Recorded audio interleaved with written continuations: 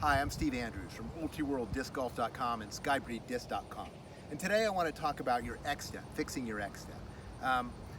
There's a lot of things that you can get done in your X step. There's three things I really want to make sure that I get done when I'm doing my X step. The first one is to get your stance closed, to get your hips turned, and then to get a really good hip and shoulder separation.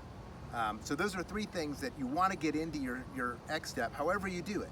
The X step is one of those things that can be sometimes a little frustrating because you can do it the right way or do everything that people say but not have it come out the way you want, right? For example, if you want to do your X step, you can do an X step and do it like this, but you end up coming out with your feet even.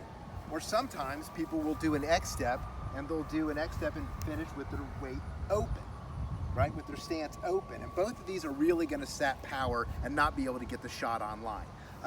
So about these three things, right? Which is a closed stance and your hips turned and to get good hip-shoulder separation. Let me show you what it looks like in a golf swing, right? So if I have a golf swing that's open, my stance is open, meaning my rear foot is forward towards the target line from my lead foot.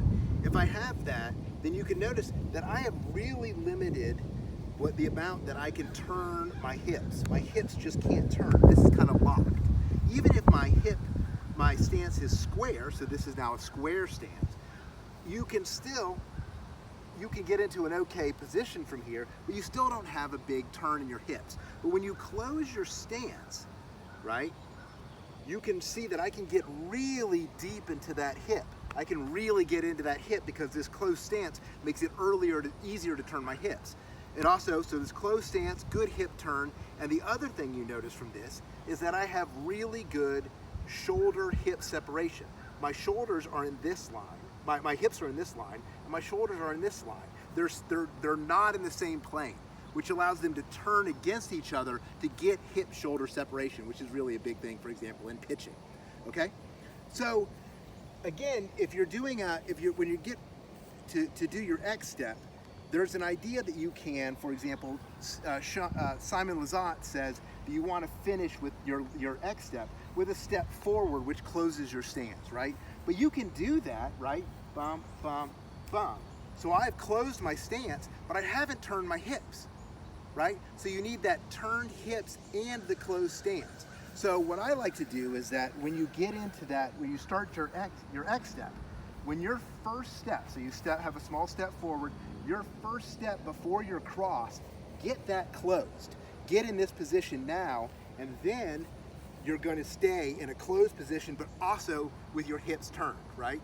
So you can also get into a position that's wrong, where you can really turn your hips, which is correct, and even have your stance closed, which is also good, but not have any hip-shoulder separation. If you've ever seen people who do their X step like this, right? So my stance is closed, my hips are certainly turned off of the line, but my shoulders are in the same plane. I'm not wound up at all, right? So what you want to do is to make sure that when you're doing your X step, that first step is already getting you into a closed position.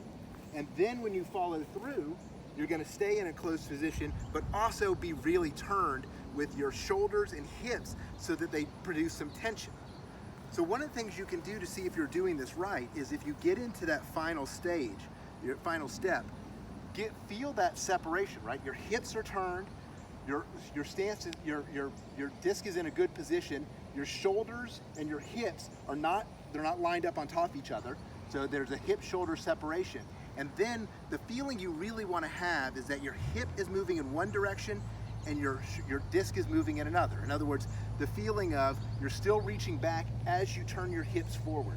And that's what you should feel, very intense in your abs, that elasticity that you get that hip-shoulder separation to get the hip through, right? So it's about doing your X step and crossing over, but making sure that when you're crossing over, you're just not doing it to have an appearance, right? You're not just doing to cross over, because that's not accomplishing what you need from your X step, right? You want to go step and then that closed position, and then you get into that position with your hips turned and your disc and shoulders and hips in a different line. And that'll help you throw it a lot further and get what you need out of your X step. Thanks.